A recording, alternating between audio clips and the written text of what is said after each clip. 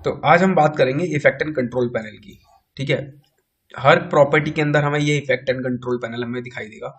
हर किसी का इफेक्ट और कंट्रोल मींस इफेक्ट के साथ इफेक्ट मतलब होता है जो हम इफेक्ट ऊपर से अप्लाई कर रहे हैं, और कंट्रोल मींस होता है उस इफेक्ट को कंट्रोल करने की प्रॉपर्टीज। सो ऐसा नहीं है जिस पे हम इफेक्ट नहीं डालेंगे उस पे ही काम कर सकते हैं, ऐसा नहीं है। हम हर किसी की प्रॉपर्टी यहाँ देख सकते हैं। आप देख सकते हैं मल्टीपल प्रॉपर्टीज यहाँ विजिबल है। ठीक है, मैं अगर इस पिक्चर की बात करूँ तो इस पर क्लिक करूंगा तो इस पिक्चर की प्रॉपर्टी यहाँ अवेलेबल है। मैंने इस पर सीसी किया हुआ है इसलिए वो सीसी की प्रॉपर्टी ऑल्सो दिखा रहा है। तो जो भी मैं यहाँ काम करूंगा उसकी प्रॉपर्टी यहाँ विजिबल होगी।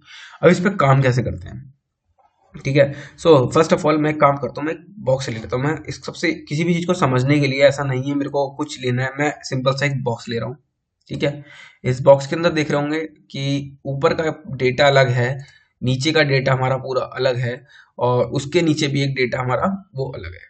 ठीक है, इतने सारे डेटा को देख के कंफ्यूजन कुछ नहीं करना है, हमें बहुत सिंपल सा डेटा पे काम करना है। तो मैं बहुत सिंपल पहले मैं एक बहुत सिंपल सी इमेज को लूंगा। ठीक है, इमेज, फोटो, वीडियो, एनीथिंग कुछ भी लो, सबके अंदर सेम प्रॉपर्टी आपको दिखाई देंगी। अब इस पे काम कैसे करते हैं, जैसे इस पे क्लिक करोगे तो ऑटोमेटिकली चारों तरफ आपको एक बाउंड्री जनरेट हो जाएगी। आप उसको डायरेक्टली मैन यहाँ पे ऑटोमेटिक भी कम ज्यादा कर सकते हो, मूव कर सकते हो, राइट रख सकते हो, लेफ्ट रख सकते हो, रोटेट करना रोटेट कर सकते हो। तो यहाँ मल्टीपल हमारे पास यहाँ पे बहुत सारे ऑप्शन हैं, बट हम यहाँ पे मैनुअली थोड़ा सा काम करेंगे आज। मैनुअली कैसे करते हैं, जस्ट क्लिक किया, पोजीशन फॉर पोजीशन मूवमेंट, ये जो होती है हम एसेस कर रहे हैं इसका पोजीशन मूवमेंट होती है। ठीक है, नेक्स्ट होता है मेरा स्केल। जनरली जो मैं ऐसे स्केल कर रहा हूँ, यहाँ से भी स्केल कर सकता हूँ और यहाँ से भी स्केल कर सकता हूँ। यूनिफॉर्म होता है कि कोई ऐसे ऐसे स्केल करना है, स्ट्रेचिंग करनी है या ऐसे ऐसे स्ट्रेचिंग करनी है, तो आप अलग अलग स्केल पे भी खेल सकते हो। रोटेशन मीन्स कहाँ से रोटेशन कैसे करनी है। ठीक है, ये होता है एंकर पॉइंट, आपको कहाँ से रोटेट करना है। अभी सेंटर से रोटेट कर रहा है, नहीं मैं कहता हूँ नहीं मुझे सेंटर से नहीं करना, मैं इसको चेंज कर देता हूँ, मुझे यहाँ से रोटेट करना है। ठीक है, जहां भी इस पॉइंट को रखोगे ये पॉइंट मूव करेगा। ठीक है, आप मैनुअली भी ये पॉइंट चेंज कर सकते हो। ध्यान से देखना, आपका पॉइंट चेंज हो रहा है, लोकेशन आपकी पोजीशन तो चेंज हो ही रही है, लेकिन आपका मेन पॉइंट शिफ्ट हो रहा है, तो इस चीज का ध्यान रखना। नेक्स्ट हमारा होता है एंटी फ्लिकरिंग। अब ये क्या काम करता है, कहीं कहीं हमारे फुटेज में जर्क होती है, हम जब कैमरा पकड़ के हैंड शेक थोड़ा हल्का हमारा हाथ में हैंड शेकिंग होती है, ऐसा नहीं है हम परफेक्ट शूट कर रहे, ऐसा नहीं हम परफेक्टली शूट ले रहे हैं या फिर परफेक्टली उसका बिल्कुल स्टेबल शूट ले रहे हैं, तो दैट टाइम हम यहाँ पे एंटी फ्लिकर ऑन कर देते हैं, और ये इसकी वैल्यू 0 और 1 पे काम करती है बस। इसका मीनिंग ऐसी है, इसका इफेक्ट ऐसा नहीं है कि आपको हर 2 मिनट में दिखाई देगा या इंस्टेंट दिखाई देगा, ये बहुत माइनर तरीके से काम करता है। बहुत हाईली फुटेज पे आपका इसको कोई इम्पैक्ट नहीं दिखाई देगा। आप इसको ऑन करो या मत करो, ये नहीं बोलूंगा कि बिल्कुल जीरो है, इसका इम्पैक्ट बिल्कुल जीरो नहीं होता है, लेकिन हाँ it's like little bit effect इसका आता है, तो ये लिटिल बिट इफेक्ट के लिए ही होता है। ठीक है, इसका इसका यूज आप लिटिल बिट ही कर सकते हो। मैं ये नहीं बोलूंगा कि आप इसको बहुत हाई मोशन वाली इफेक्ट वाली वीडियो पे डालो और उसका फिर आप बोलोगे यार ये तो यूज नहीं हो रही, तो एक लिमिट तक उसका इम्पैक्ट पड़ेगा, बहुत ज्यादा हाई उसका इम्पैक्ट नहीं पड़ता है। उसके लिए हमारे पास एडिशनल टूल्स यहाँ पे अवेलेबल हैं जिसकी हेल्प से हम स्टेबलाइजिंग कर सकते हैं। और उसके नीचे आता है हमारा ऑपेसिटी, कि हमें उसकी पिक्चर की ऑपेसिटी कितनी रखनी है, कम ज्यादा कर सकते हो, आपके हाथ में है। ठीक है, जैसे हम नीचे से कंट्रोल कर सकते हैं, आप यहाँ से भी कंट्रोल कर सकते हो। ये सारे ऑप्शंस जो मैंने आपको बताए, ये सारे ऑप्शंस क्या थे, हमारी पिक्चर को, हमारी वीडियो को, हमारी उसको कंट्रोल करने के लिए थे। ठीक है, अब इसको कंट्रोल करने से बेनिफिट क्या है, हम इसमें एनिमेशन कर सकते हैं। क्या कर सकते हैं, एनिमेशन, मतलब इन सारी प्रॉपर्टी जो मैंने आपको बताई ये सारी एनिमेटेड प्रॉपर्टी हैं, इनको आप एनिमेट कर सकते हो। एनिमेट करते कैसे हैं, फर्स्ट की मैं लगाऊंगा, मतलब पहली की के लिए मेहनत मैं करूंगा, हमें खुद मैनुअली मेहनत करनी पड़ेगी पहली की के लिए।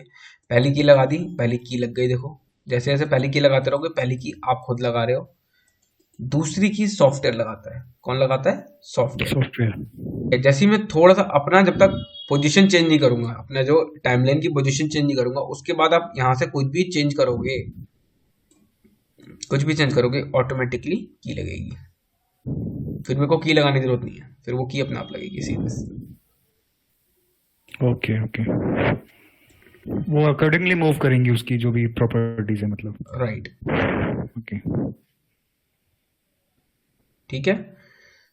मैं कहता हूँ नहीं यार, मैंने जो करा वो गलती हो गई, मेरे को नॉर्मल पोजीशन पे आना है, ये रीसेट के बटन हैं, दबा दो, रीसेट हो जाएगा सारा। ओके। एनिमेशन की फिर भी रहेगी। मैं कहता हूँ यहाँ से लेके यहाँ तक मेरी की में कोई चेंजेस ना है, सेम की यानी कॉपी पेस्ट हो जाए, तो डायरेक्टली कॉपी करके पेस्ट भी कर सकते हो, अदरवाइज यहाँ पे एक बटन है हमारा, इससे ऐड कर सकते हो। ठीक है, फिर मैं आगे गया, मैं स्केल को ऑन कर दिया और यहाँ पे मैं की अलग लगा रहा हूँ।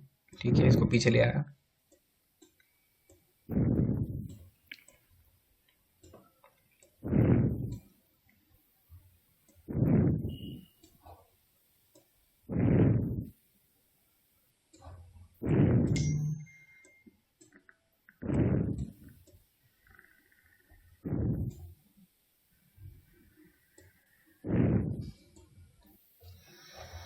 ऐसे मैं कोई इतना रैंडम, मैं बिल्कुल रैंडम वर्क कर रहा हूँ, की का यूज दिखा रहा हूँ आपको।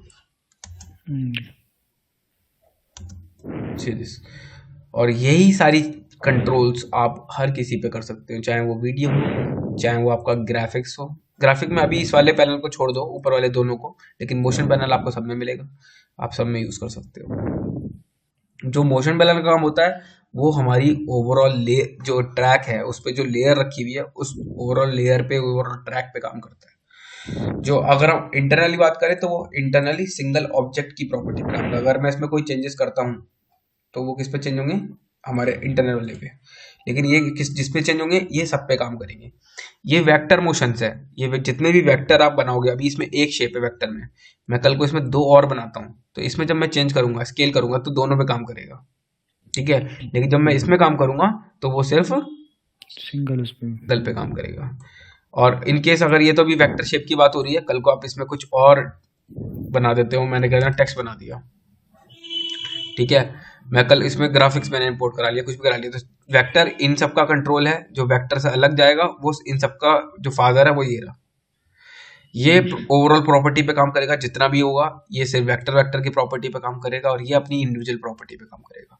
सबके अंदर टूल्स और वो हमारी जो कमांड्स हैं, वो ट्रांसफॉर्मेशन की, वो सबकी सेम है, सीधे अच्छा, मोशन मतलब उसके अंदर जितना ऑब्जेक्ट है सब पे वर्क करेगा। सब पे वर्क करेगा। एवरी क्लियर सर हाँ जी, 10% तो हो गया थोड़ा। 10% हो गया, आपको कुछ नहीं करना। 10% और क्लियर करने के लिए आपको एक छोटी सी शेप बनानी है रेक्टेंगल के थ्रू, और उसको एनिमेट करके दिखाना है मुझे भी, अपनी अपनी स्क्रीन शेयर करके। और एनिमेशन में कुछ नहीं, बॉक्स को जंप कराओ, रोटेट करो, स्केल करो, ठीक है, कुछ भी, एनीथिंग, मतलब 10 सेकंड का आपको एनिमेशन मेरे को करके दिखाना है, हो जाएगा। यस सर, ठीक है सर। करो अभी, दिखाओ मेरे को। ओके।